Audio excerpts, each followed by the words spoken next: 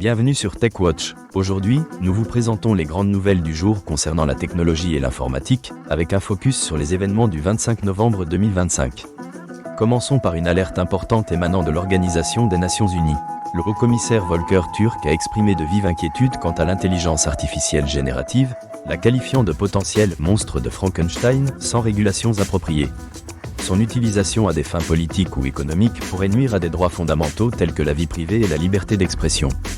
Türk a également souligné la concentration des richesses au sein de quelques géants technologiques, un phénomène qui pourrait conduire à des abus de pouvoir. Cette déclaration est cruciale dans le contexte actuel où la régulation de l'intelligence artificielle devient un sujet brûlant. En Chine, le robot humanoïde Agibo A2 a fait sensation en parcourant 100 km en 3 jours à Shanghai.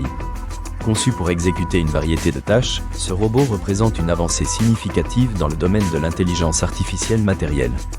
La Chine ambitionne de se positionner en leader mondial dans la robotique humanoïde, illustrée par l'Organisation de Jeux mondiaux de robots. Dans le domaine des réseaux sociaux, l'Australie a annoncé une nouvelle réglementation qui entrera en vigueur le 10 décembre. Les utilisateurs de Snapchat et d'autres plateformes devront prouver leur âge pour accéder à ces services, une mesure qui vise à interdire l'accès aux moins de 16 ans. Cette initiative pourrait inciter d'autres pays à adopter des réglementations similaires pour protéger les jeunes utilisateurs. Sur le plan de l'innovation technologique, l'Union européenne prévoit d'imposer l'utilisation de chargeurs USB-C pour tous les appareils électroniques d'ici 2028. Cette démarche vise à réduire les déchets électroniques et à standardiser les connexions, un pas vers une consommation plus responsable. McAfee a acquis MinOS, une application dédiée à la protection de la vie privée. Cette acquisition vise à renforcer la gestion des données personnelles et à automatiser les demandes d'accès, un enjeu majeur à l'ère numérique. Amazon a relancé son service d'Internet par satellite, Leo, pour rivaliser avec Starlink. Ce service vise à offrir une connectivité dans les zones mal desservies, avec un déploiement de plus de 3000 satellites d'ici 2026. Une initiative qui pourrait transformer l'accès à Internet pour des millions de personnes. Dans le secteur militaire, Google Cloud a été sélectionné par l'Organisation du Traité de l'Atlantique Nord pour développer un cloud privé sécurisé, destiné à améliorer les compétences militaires et à intégrer les technologies émergentes. Ce partenariat pourrait révolutionner l'utilisation de la technologie au sein des forces armées. Un article a mis en avant l'importance de repenser les processus d'entreprise pour tirer pleinement parti de l'intelligence artificielle. Au lieu de simplement automatiser des tâches, les entreprises devraient utiliser l'intelligence artificielle pour s'adapter aux problèmes émergents, une approche qui pourrait transformer le paysage professionnel. Cependant, les défis ne manquent pas. Une nouvelle vague d'attaques par ransomware cible les buckets S3 d'Amazon Web Services, exploitant les fonctionnalités de chiffrement pour rendre les données inaccessibles. Les experts recommandent de renforcer la sécurité des environnements cloud pour prévenir ces menaces croissantes. Enfin, Microsoft a lancé Windows 365 for Agents, un environnement sécurisé pour exécuter des agents d'intelligence artificielle. Cette fonctionnalité vise à améliorer la sécurité et le contrôle lors de l'exécution de tâches par des agents intelligents.